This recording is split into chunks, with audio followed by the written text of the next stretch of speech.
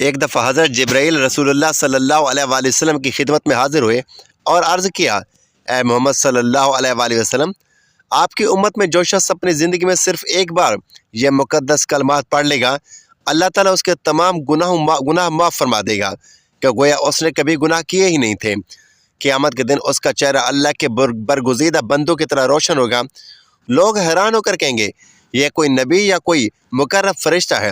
تب ایک فرشتہ ندا دے گا، یہ وہ خوش نصیب ہے جو ان کلمات کی برکت سے بے حساب جنت میں داخل ہوگا۔ وہ عظیم کلمات یہ ہیں جن کی پہنچ سدرۃ المنتہا ہے۔ جو شخص ان کلمات کو 7 مرتبہ پڑھے گا، اللہ تعالیٰ اس کے تمام کبیرہ گناہ اور قضا نمازیں معاف فرما دے گا۔ یہ وہ بابرکت کلمات ہیں جن کا ورد کرنے سے مغفرت واجب ہو جاتی ہے۔ یہ الفاظ رحمت الہی کی وہ کنجی ہے جو ہر دروازہ مغفرت اور رحمت کا کھول دیتی ہیں۔ وہ کلمات یہ ہیں: بسم اللہ الرحمن الرحیم۔ السلام علیکم ورحمۃ اللہ وبرکاتہ۔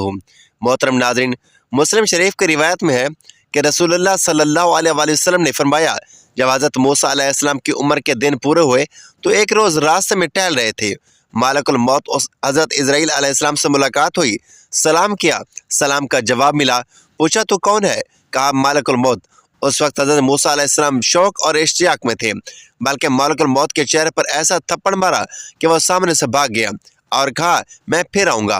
مالک الموت نے اپنے مقام پر آ کر سجدہ کیا اور عرض کیا، اے پروردگار، تو نے مجھے ایسے شخص کے پاس بھیجا کہ اگر میں بھاگ نہ جاتا تو ہلاک ہو جاتا۔ اسی وقت خطاب ہوا کہ یہ اس لیے تھا کہ تاکہ تجھے معلوم ہو جائے کہ ہمارے اور ہمارے محبوبوں کے مابین غیر کو دخل نہیں، صرف ہم جانتے ہیں یا ہمارے دوست۔ دوسرے روز حضرت موسیٰ علیہ السلام نماز ادا کر کے قبلہ رخ بیت المقدس میں بیٹھے تھے کہ حضرت جبرائیل علیہ السلام نے آ کر سلام عرض کیا اور بہشتی زیب حضرت کے ہاتھ میں دیا۔ کہا، پروردگار عالم، آپ کی ملاقات کا مشتاق ہے۔ حضرت موسیٰ علیہ السلام نے فرمایا، لبیک۔ تو ملک الموت نے آپ کی روح قبض کر لی۔ جب کسی کے موت قریب ہو تو اس کا منہ دائیں پہلو پر لیٹاتے ہوئے قبلہ کی جانب کر دیا جائے اور اسے شہادتین کی تلقین کی جائے، یعنی اس کے سامنے کلمہ شریف پڑھا جائے تاکہ وہ بھی پڑھے، اور جب وہ فوت ہو جائے تو اس کے جبڑے باندھ دے اور آنکھیں بند کر دے۔ جب اسے غسل دینے لگے تو اسے تختے پر رکھے اور اس کی شرمگاہ پر کوئی کپڑا ڈال دیں اور اس کے باقی کپڑے اتار لیں۔ اسے وضو کرائیں، لیکن نہ تو اسے کلی کریں اور نہ ہی ناک میں پانی ڈالیں۔ اب اس پر پانی بہائیں اور تختے کو 3، 5 یا 7 مرتبہ دھونی دی جائے اور پانی میں بیری کے پتے ڈال کر اسے گرم کیا جائے۔ اگر ایسا نہ ہو سکے تو سادہ پانی ہی کافی ہے، اور گل خیر و عید قسم کی گھاس کے ساتھ اس کے سر اور داڑھی کو دھویا جائے، پھر اسے بائیں جانب پہلو کے بعد لٹایا جائے۔ اب اسے پانی اور بیری کے پتوں کے ساتھ غسل دیا جائے گا، یہاں تک کہ دیکھا جائے گا کہ وہ چیز جو میت کے ساتھ نیچے کی طرف متصل ہے، ملی ہوئی ہے، اس تک پانی پہنچ گیا ہے یا نہیں۔ پھر اسے کسی چیز کے ساتھ سہارا دیتے ہوئے بٹھا دیں اور اس کے پیٹ کو ایسا ایسا ملیں گے تاکہ اگر اس سے کچھ خارج ہو تو وہ اسے دھو ڈالیں اور غسل دوبارہ نہیں دیں گے۔ پھر اسے کپڑے کے ساتھ خشک کریں گے اور کفن پہنا دیا جائے گا، اور اس کے سر اور داڑھی پر حنوط جو کہ ایک قسم کی خوشبو ہے، اور اس کے سجدہ کے اعضاء پر کافور لگا دی جائے گی۔ سنت یہ ہے کہ مرد کو 3 کپڑوں میں یعنی 1000 کفنی اور لفافہ کی صورت میں کفن دیا جائے گا۔ اگر وہ 2 کپڑوں کو کافی سمجھے تو یہ بھی جائز ہے، اور جب وہ میت پر لفافہ لپیٹنے کا ارادہ کرے تو اس کی بائیں جانب سے ابتدا کرے، پس لفافہ اس پر ڈال دیں، پھر اسی طرح دائیں جانب سے۔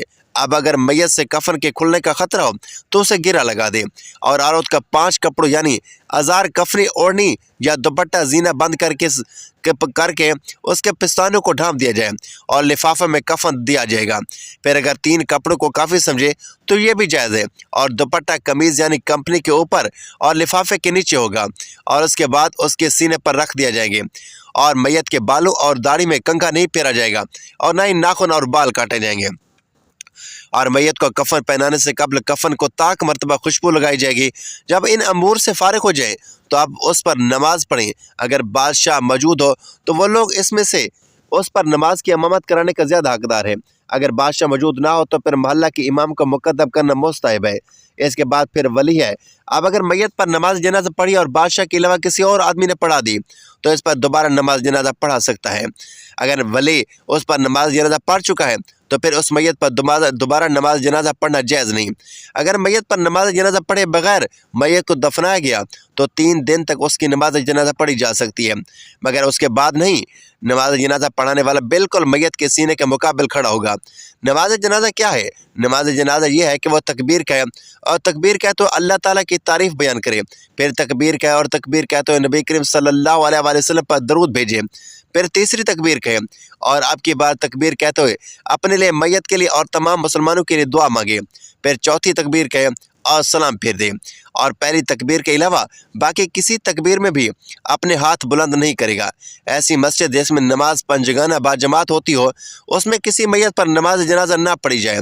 جب میت کو اس کے تختے پر اٹھائے تو اس کے چاروں پاؤں سے پکڑے اور دروازے دوڑے بغیر اسے جلدی جلدی لے کر چلے۔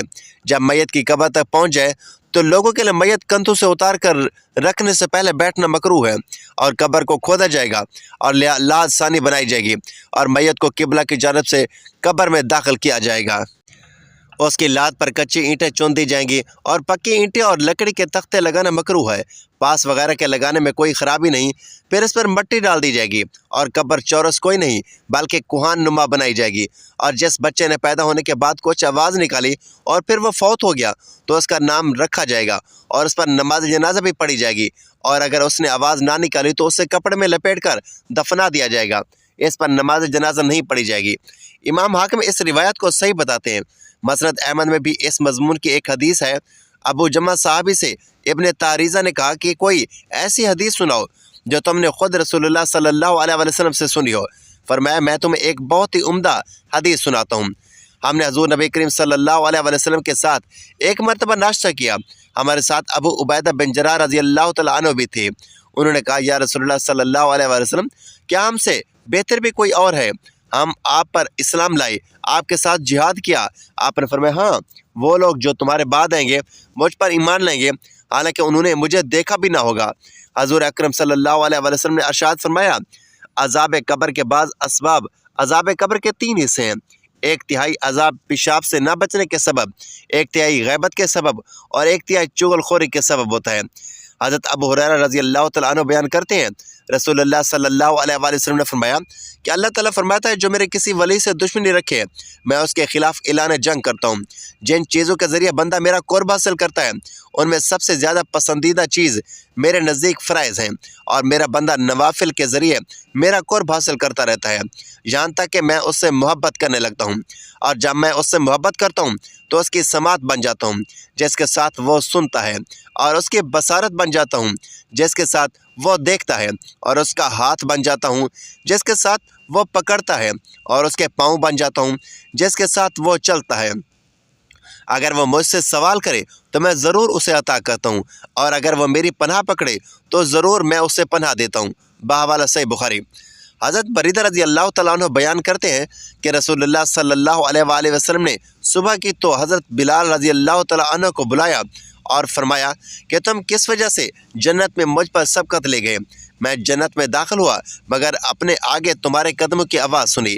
عرض کیا یا رسول اللہ صلی اللہ علیہ وآلہ وسلم، میں جب بھی اذان دیتا ہوں یا رسول اللہ میں جب بھی اذان دیتا ہوں تو اس کے بعد 2 رکعتیں نفل ادا کرتا ہوں، اور جب بھی بے وضو ہوتا ہوں فوراً وضو کرتا ہوں، اور میں نے سمجھ رکھا تھا کہ مجھ پر اللہ کی طرف سے 2 رکعتیں لازم ہیں۔ تب رسول اللہ صلی اللہ علیہ وآلہ وسلم نے فرمایا ان 2 رکعتوں کے سبب تمہیں یہ مقام ملا ہے۔ باوالا حدیث ترمذی۔ حضرت کعب الاحبار سے روایت ہے کہ اللہ تعالیٰ نے ایک ایسا فرشتہ پیدا کیا ہے کہ اس کی بزرگی اور ہیبت کو خدا ہی جانتا ہے، جس کا نام حابیل ہے۔ اس فرشتے نے دونوں ہاتھ پھیلا رکھے ہیں، ایک مشرق میں اور دوسرا مغرب میں، اور لا الہ الا اللہ محمد رسول اللہ کی تسبیح پڑھتا ہے اور روشنی کا موکل ہے۔ مشرق والے ہاتھ سے روشنی دیتا ہے اور مغرب والے ہاتھ سے تاریکی۔ اگر روشنی کو ہاتھ سے چھوڑ دے تو سارا جہان تاریک ہو جائے اور کبھی دن نہ آئے گا۔ ایک تختی لٹکی ہوئی ہے جس پر سیاہ و سفید لکیریں کھینچی ہوئی ہیں، وہ دیکھ کر کبھی زیادہ کرتا ہے اور کبھی کم۔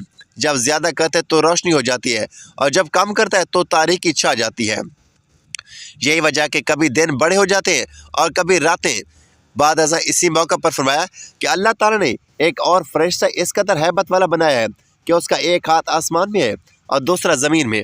آسمان والے ہاتھ سے ہوا کو نگاہ میں رکھتا ہے اور زمین والے ہاتھ سے پانی کو۔ اگر پانی کو ہاتھ سے چھوڑ دے تو سارا جہان غرق ہو جائے، اگر ہوا کو چھوڑ دے تو سارا جہان تاہ و بالا ہو جائے۔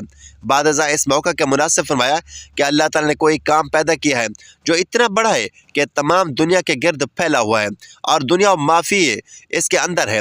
ارشاد باری تعالیٰ ہے۔ ترجمہ کہ اللہ تعالیٰ نے ایک فرشتہ پیدا کیا ہے جو اس پہاڑ پر بیٹھا ہے، اس کا نام فرتائیل ہے، اس کی تسبیح یہ ہے لا الہ الا اللہ محمد رسول اللہ۔ اس کا نام فرتائیل ہے اور وہ اس پہاڑ کا موکل ہے، کبھی وہ ہاتھ بند کرتا ہے کبھی کھولتا ہے۔ زمین کی رگیں اللہ تعالیٰ نے اس کے ہاتھ میں دے رکھی ہیں۔ جب اللہ تعالیٰ زمین کو تنگ کرنا چاہتا ہے تو فرشتوں کا رگیں کھینچنے کا حکم دیتا ہے، جس سے چشمے خشک ہو جاتے ہیں اور نباتات نہیں اگتی۔ جب فراخ سالی کا کرنا چاہتا ہے تو رگیں کھولنے کا حکم دیتا ہے۔ جب خلقت کو ڈرانا چاہتا ہے تو رگوں کو ہلانے کا حکم دیتا ہے، جس سے زلزلے پیدا ہوتے ہیں۔ پس جب حکم ہوتا ہے تو زمین ہلتی ہے۔ اسرار العارفین میں یوں لکھا ہے کہ اللہ تعالیٰ نے اس پہاڑ کو 40 جہان کے برابر بنایا ہے۔ ہر جہاں میں اس کے 400 حصے ہیں، ہر ایک حصہ اس دنیا سے 400 گنا ہے۔ اس پہاڑ کے پیچھے کوئی تاریکی نہیں اور نہ ہی وہاں رات ہوتی ہے۔ وہاں کی زمین سونے کی ہے اور وہاں کے رہنے والے فرشتے ہیں۔ نہ آدم، نہ شیطان، نہ بہشت، نہ دوزخ، جس روز سے اللہ تعالیٰ نے انہیں پیدا کیا ہے، سارے فرشتے لا الہ الا اللہ محمد رسول اللہ کہتے ہیں۔ ان 40 جانوں کے پیچھے حجاب ہے جس کی بڑائی اللہ تعالیٰ ہی کو معلوم ہے۔ ایک مرتبہ نبی کریم صلی اللہ علیہ وآلہ وسلم بیٹھے تھے، فرمایا کہ مجھے اللہ تعالیٰ نے بہت سی کرامتیں عنایت فرمائی ہیں کہ حضرت جبریل امین علیہ السلام حضور اقدس صلی اللہ علیہ وآلہ وسلم کی خدمت اقدس میں آ کر کہا کہ حکم الہی ہے کہ میں نے تیرے پاس جو کتاب بھیجی ہے اس میں ایک ایسی صورت ہے کہ اگر وہ تورات میں ہوتی تو موسیٰ علیہ السلام کی امت میں سے کوئی شخص یہود نہ ہوتا۔ ایسی صورت ہے کہ اگر انجیل میں ہوتی تو کوئی عیسائی بت پرست نہ ہوتا۔ اگر زبور میں ہوتی تو کوئی شخص داؤد علیہ السلام کی امت میں سے آتش پرست نہ بنتا۔ اس وقت یہ صورت بھیجی گئی ہے تاکہ اس کی برکت کے بعد تیری امت اللہ تعالیٰ سے مدد حاصل کرے اور قیامت کے دن دوزخ کے عذاب سے خلاصی پائے۔ حضرت صلی اللہ علیہ وآلہ وسلم نے پوچھا وہ کون سی صورت ہے؟ فرمایا کہ وہ صورت فاتحہ ہے۔ پھر جبرائیل علیہ السلام نے کہا مجھے اس خدا کی قسم جس نے آپ صلی اللہ علیہ وسلم کو پیغمبر بنا کر بھیجا، اگر روئے زمین کے سارے دریا سیاہی اور تمام درخت قلم بن جائیں اور 7 آسمان اور 7 زمینیں کاغذ ہو جائیں اور ابتدائی عالم سے لے کر سب فرشتے اور آدمی اس کے فضائل لکھتے رہے تو اس کی ایک فضیلت بھی نہ لکھ سکیں گے۔ پڑھنے والا یہ سمجھے کہ اس کی ماں نے اسے آج ہی جنا ہے۔ حضرت جبریل علیہ السلام نے رسول اللہ صلی اللہ علیہ وسلم سے فرمایا کہ اے محمد صلی اللہ علیہ وسلم، آپ کی امت میں سے جو شخص اپنی زندگی میں ایک مرتبہ یہ کلمات پڑھ کر دعا کرے وہ یہ سمجھے اس نے گناہ کیے ہی نہیں، قیامت کے دن اس کا چہرہ صدیقین یا اولیاء اللہ کی مانند روشن ہوگا۔ لوگ سمجھے کہ یہ کوئی نبی یا کوئی فرشتہ ہے اور ایک فرشتہ اعلان کرے گا یہ بندہ بے حساب و عذاب جنت میں داخل ہوگا۔ یہ کلمات ایسے برکت والے ہیں کہ اگر پانی پر پڑھ لیے جائیں تو آگ جل جائے، زمین پر پڑھا جائے تو اپنے اندر کے محفوظ خزانے زہر کر دے۔ جو ان کلمات کو 7 مرتبہ پڑھے گا اللہ تعالیٰ اس کی تمام قضا نمازیں معاف فرما دے گا۔ یہ وہ عظیم کلمات ہیں جو شب معراج میں حضرت جبرائیل علیہ السلام نے حضور اقدس صلی اللہ علیہ وآلہ وسلم کو بتائے تھے۔ وہ کلمات یہ ہے لا الہ الا اللہ المالک الحق المبین، لا الہ الا اللہ الحکم العدل المتین، وربنا اباؤنا الاولون، لا الہ الا انت سبحانک انی کنت من الظالمین، لا الہ الا اللہ وحدہ لا شریک لہ لہ الملک ولہ الحمد یحیی و یمیت وہو حی لا یموت بیدک الخیر الیہ المصیر۔ روح ایک ایسا راز ہے جسے صرف اللہ تعالیٰ کی ذات جانتی ہے۔ البتہ ہمیں جو علم دیا گیا ہے اس کی روشنی میں یہ سمجھا جا سکتا ہے کہ روح موت کے بعد بھی ایک خاص حالت میں ہوتی ہے۔ اسلامی روایات میں والدین یا دیگر فوت شدہ افراد کی روح کا دنیا سے تعلق کے بارے میں مختلف روایات موجود ہیں۔